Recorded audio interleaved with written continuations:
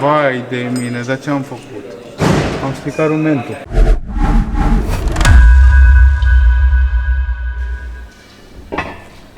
Salutare duleilor și bine v-am găsit! Azi avem cea mai ciudată mașină la care s-a lucrat vreodată. Cea mai ciudată am zis? Diferit. Așa, cea mai diferită, Struzo Camilo, mașină pe care am avut-o. E un Citroen C6. 3 lucruri interesante, rare zi. N-are rame la geamuri. Da. Are un eleron pe care îl deschizi după o combinație până găsești extintorul, ia foc casa sigur. Și suspensia. Și e o suspensie de... Nu vrei să repari. Discutăm și despre suspensie și o să și vedem. Da, gata, bun. Asta odată. Până una alta trebuie de fapt să băgăm și chediul la care am descoperit niște probleme.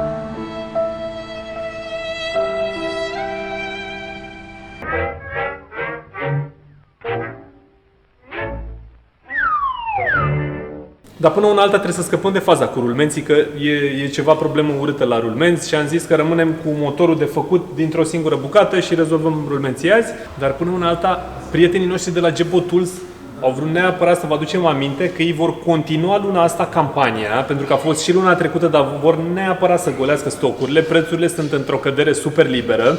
Undeva în partea din dreapta, de fapt a stânga, undeva în partea stângă, cum vedeți voi. În partea asta. Undeva în partea asta o să vedeți un set de 2 capre de 3 tone, dar sub 100 de lei. Deci ca să-ți ridici mașina în curte pe capre, ai nevoie de cât, mă? De sub 200 de lei? Să-ți faci un mic elevator în curte? Deci mi se pare incredibil prețul ăsta. Oricum au campanie la foarte multe produse pe site. Intrați acolo la ei cel mai bine. Linkul e jos în descriere. Chei din tâi? Hai cu chei. Wow!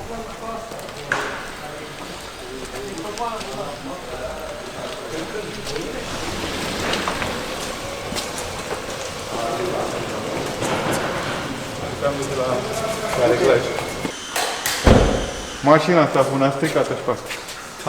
Ce le zice, mă, Ce problemă avea? Încerc să-mi aduc aminte ce am mai vrut noi la momentul ăla să schimbăm și n-am apucat în momentul ăla. Păi e greu. Da. Turbina. Da. Așa. Axa cu came de verificat. Discutabil, la 1.9, să fie bine. Așa, și cu injectoarele iar discutabil. Și injectoarele. Și cu varianta cu Oring. Injectoarele și turbina și... Pornea greu. Da. Pornea Și greu. am găsit între timp... De ce pornește greu? Da. Poți să zici tu? Nu, te rog, insist. Din cauza că are nivelul prea mare și are un senzor acolo în baie și a zis nu prea mai pot porni. Nu. Bagă motorină în ulei. Și oricum, dacă aveam mega planuri cu mașina, oricum intră într-o reparație... Da, bine, era în plan. Da, reparație slash upgrade, dar oricum voiam să ne uităm, deci oricum demontam, deci acum avem și nevoie, nu numai, exact. Nu numai de fiță. Corect. Dar până una alta, în momentul în care ne apucăm de partea de motor, vrem să lucrăm doar la motor. Și când am băgat mașina la constatare data trecută... Oh! Ce concă? Da, aici avem un joc. Așa? A trecut? Era o problemă pe rulmenți. Și Da. am fi vrut să schimbăm acum rapid rulmenții, ca să știm că atunci când umblăm la ea rămâne numai piesa asta din față de aici, de sub capotă. Așa? Ca să rămână doar aia. Deci hai să o ridicăm până una alta.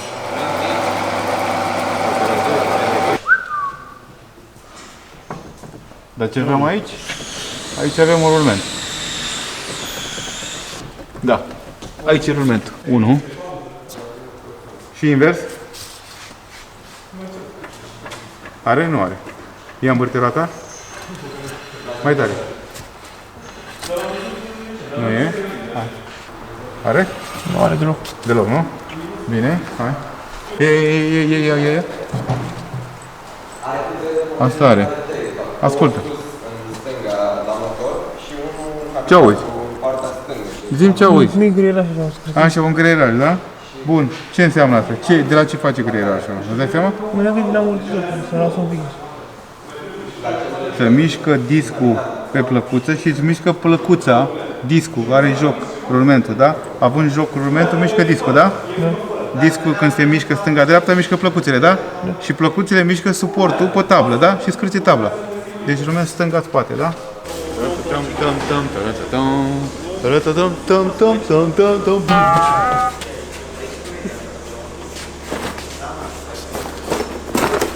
Avem aici meniul zilei. Acolo, adică aici, adică da. Așa. 4-5 șurubele. Stai așa, băiatul meu. Meniul zilei prezentăm. Păi măcar îi schimbăm pe toți, dacă tot ne apucăm de treabă. Da?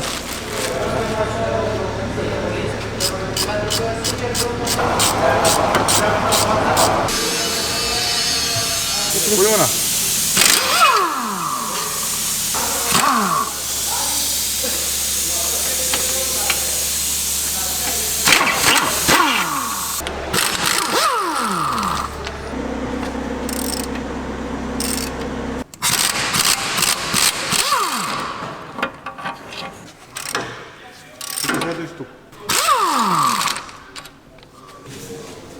Bine că s-a desfăcut.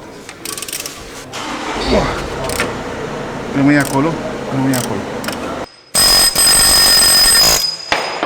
Vai de mine, dar ce am făcut?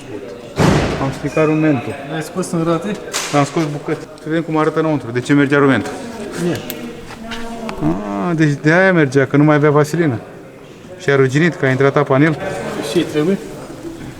Nu îi trebuie.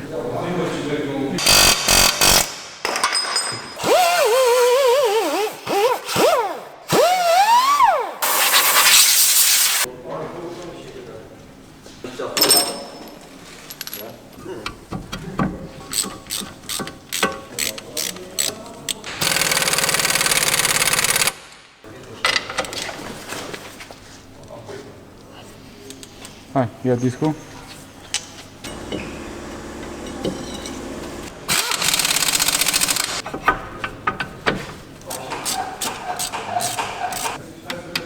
Gata.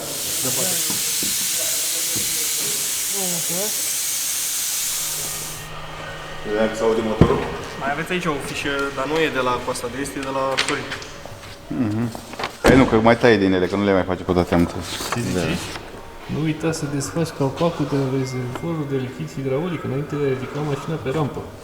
Și nu uita să pui mașina pe elevator când te apuci de așa. Și asta e adevărat.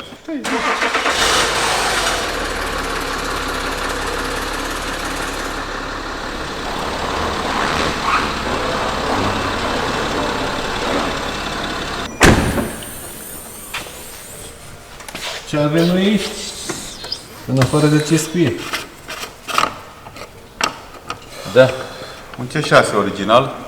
Ce e notă? 2006 27 HD. V6 biturbo. Biturbo? Adică are două? Doi benzi? Da, o putere foarte mare. Bine, e o putere pentru anii, nu știu, 200 și un pic de cai pe două turbine.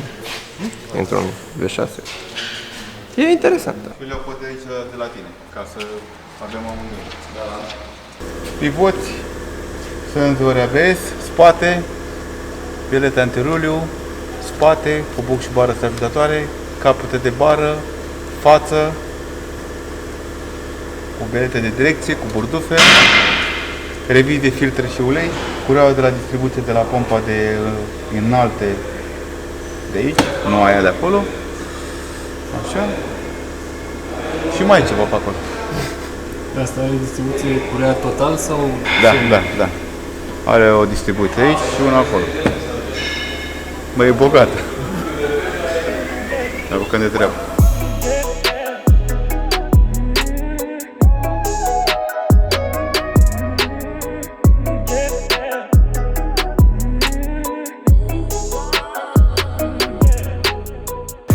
Cum am făcut și am ales partea aia bună cu senzorul.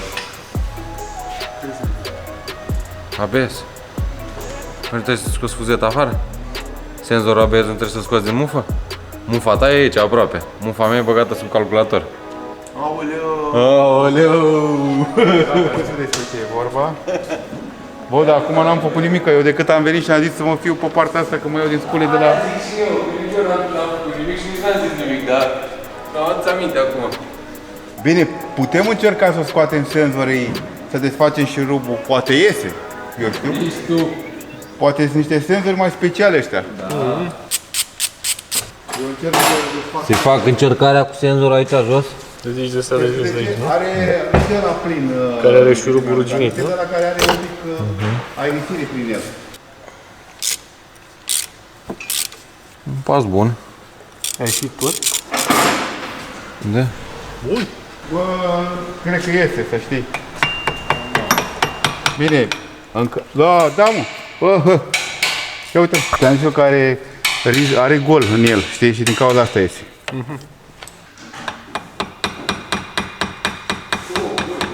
Aha. Ai văzut, a? Ha, mă, că aici. E băiat bun. Dragoș e băiat bun. Mașina e. Zic că am fost la biserică. E bine. Se cunoaște. Am intrat. Am fost la intrare acolo. Se cunoaște. A, uite.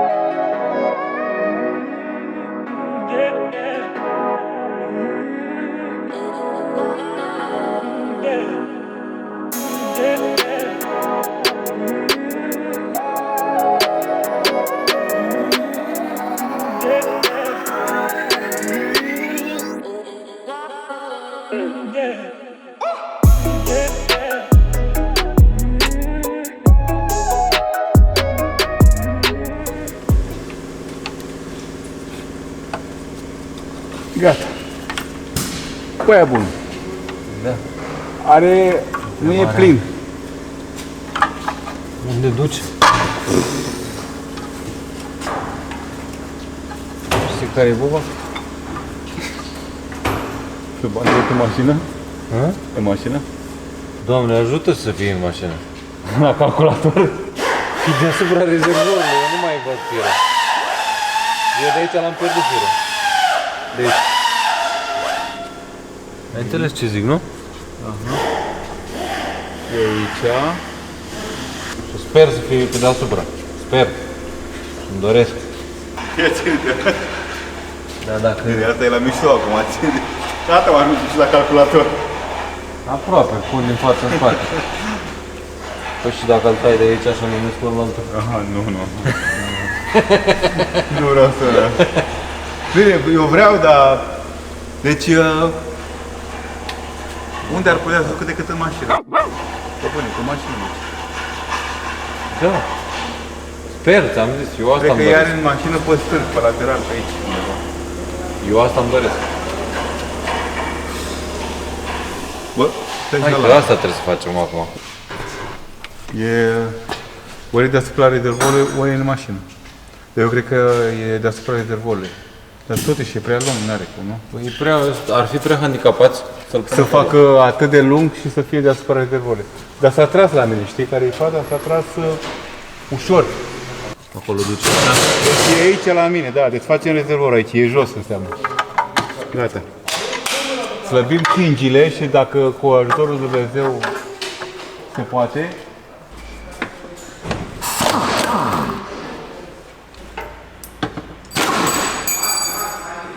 auzi, adu un lemn să băgăm să țină rezervorul forțat așa, dacă umblăm pe deasupra ce umblăm. Adu, știi, o pană, o chestie mai subțire, ce vrei tu. Bag un pic să stea rezervorul căscat, știi, cât umblăm noi. Bag o... Așa, așa, gata. Nu, cred că e gaură de vizitare la... Probabil fix la capac acolo, Da. unde...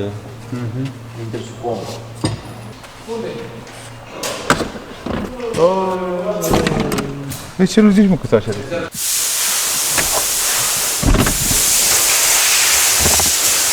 Du-te, mă, că n-ai cum. Da, dar nu e aici.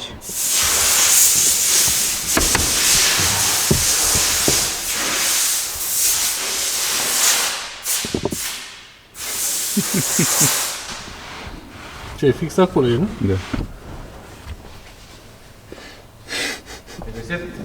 Ala, da, la portocala. Eu iau un senzor, tu iei unul. Da, mă, că e mișto. E gândită mișto. Uite, ăsta e? Ah, da. 1 și 2 aici. Și ăla negru, da. Păi aia 2 negri. Da. Te ștergi, mă, băieți ăștia. Franțuz, mă, franțuz. Place-te-i. Mai găsim pe câțiva de ăștia.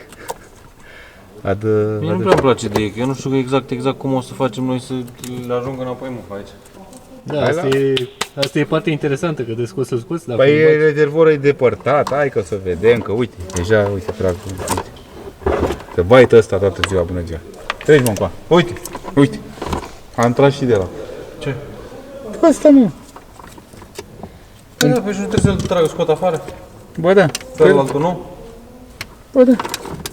Păi și ce fac, îl leg pe ăsta nou de la vechi?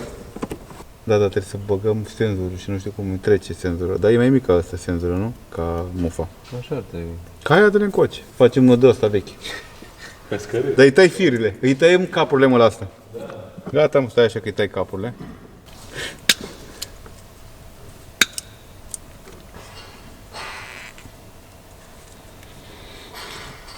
Ok. Gata. Trage de că zic eu care. Ăla-i. Stai? Cred că da, s-a dus. Da, ăla-i. Și acum trebuie să o dai în față înapoi. Aia e. Gata. Ăla e.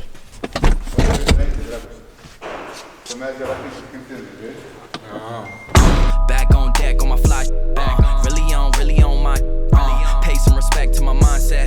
Head blowing smoke, catch a contact. Really mad they can't stop us.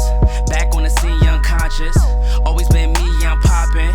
I ain't really here for the gossip, nah. Blah blah blah, yum. Try to play me, but you tried it.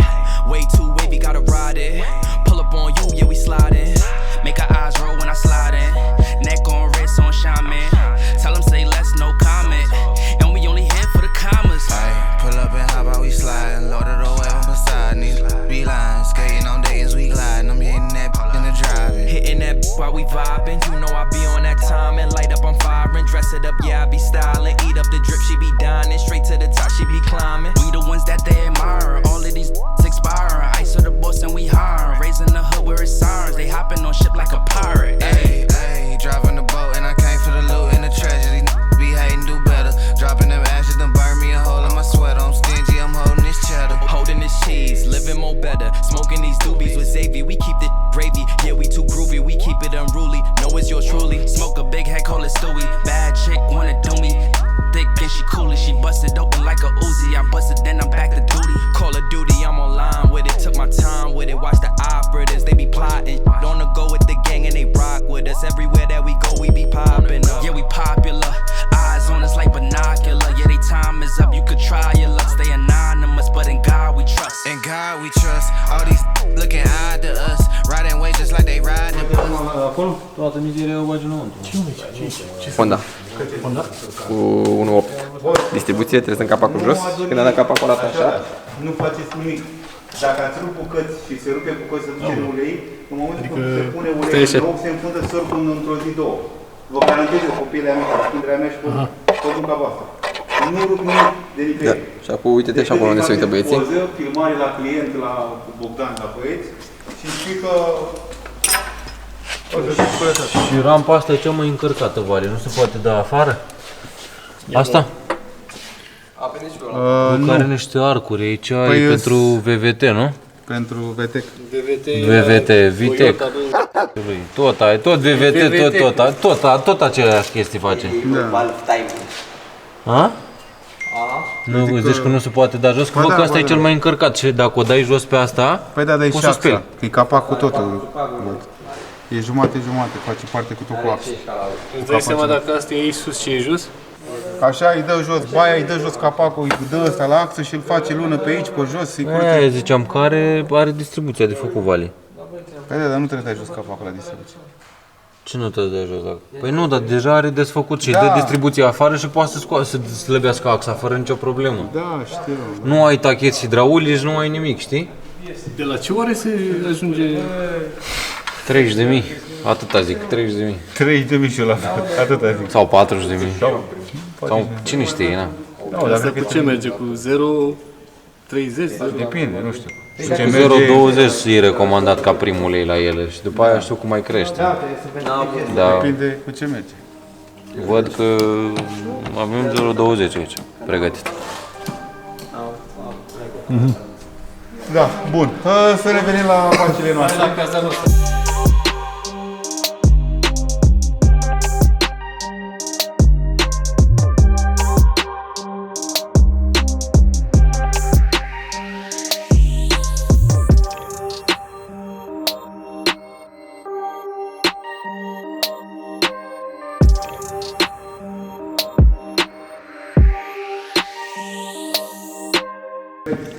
Auzi, Dragoș, mai ridică un pic, te rog, mai... Mai de... Mai. Atât. PSA, grup, original parts. Ceva, mă. Îți dai seama că toate sunt coapte la motorul ăsta, nu? Are o vârstă totuși. 20% să zic. Păi e normal, n-ai. Deci dacă te-a pus să faci motorul ăsta, cumperi mașina de 2 ori. Păi da, mă, uite, trebuie să te gândești că la motoarele de Audi V6 nu e același lucru.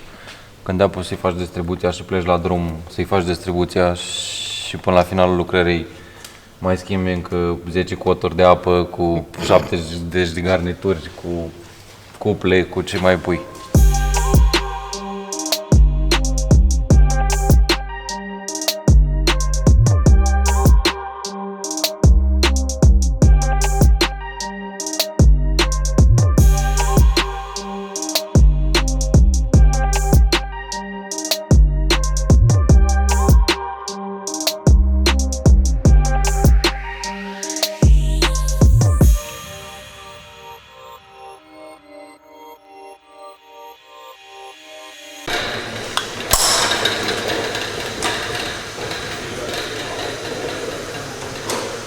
Ce-am făcut?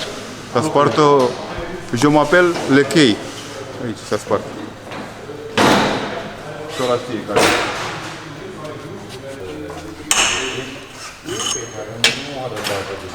Merită schimbat, nu? E negru.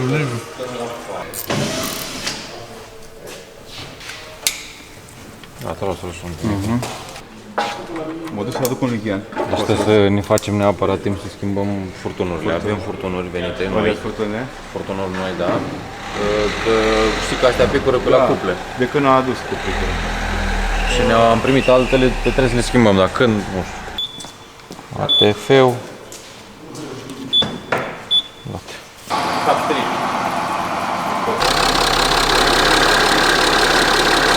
Se vede. Pe grade trebuie să ajungă? 60. Mamă, cum arată uleiul deja. E de fabrică. E original. Original Citroen. 7, da? 7 și facem nivelul după aia, da. Și ăsta are bec. Ars, cred că. S-a ars. E prea negru uleiul și nu trece lumina prin el. Mamă! Nu zic că s-a ars. Asta, da. S-a ars. Se vede o victărie aici. Da, mă văd acolo, într-un colț.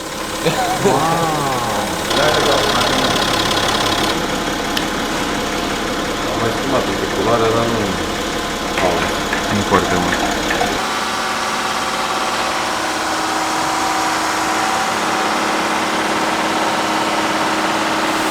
Bagă în fiecare treaptă, te rog, câte 2 secunde și când termine o bagi în parking și îmi zici.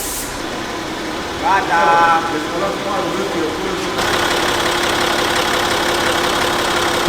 Hai, bagă.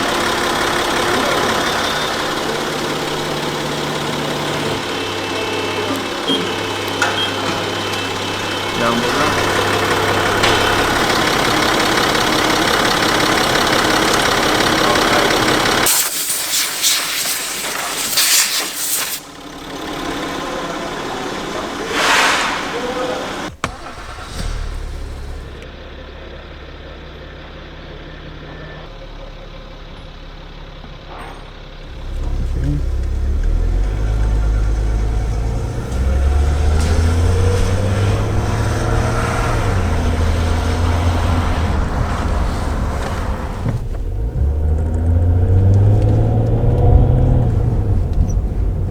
mașina arată bine în interior.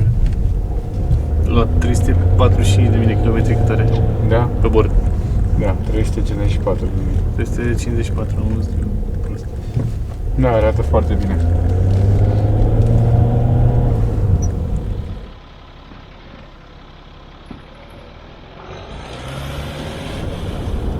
Dar așa e foarte confortabilă. Scaunele sunt moi, mari, Mhm. interiorul e foarte luminos. E. E și mare el în spate, adică n-ai treabă. A ta serviciul te va omorâ dacă Auzi, ții mai reglezi un pic scaunul mai pe spate. ca la Mercedes, comenzile pe ușă. Da, cu memorie. 2 de memorie. E, cale ferată. Și ce? Nimic. Foarte liniștită. Dom'le, nu mi face, nu mai, mașina schimbă mult mai bine.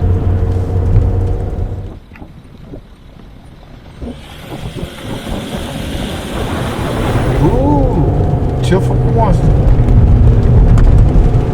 Bă, s-a schimbat mersul, ce am făcut? Serios? Da? Serios că s-a schimbat mersul, dar nu i-am făcut nimic, am decât am oprit-o și am repornit-o acolo. Du-te mă de aici, că e tâmpită la cap. Merge mult, mai bine merge acum.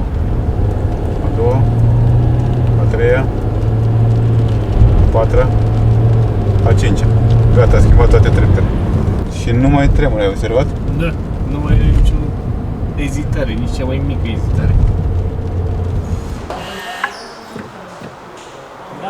Da? Da. Singurul care rămâne de rezolvat pe viitor ar fi de schimbat lanțurile dintre axe.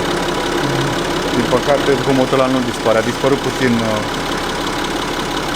e mai puțin, dar tot nu e suficient. O să vorbim cu clientul pentru viitor să, urgent, cum consideră el, să le schimbăm. Ce mai avea de făcut, ce pierde? Da, ce mai e e important să ai rezolvat cu cutia, merge mai bine. Da, E altă mașină, domnule. Vreau și eu una de asta, fără tremurat. da.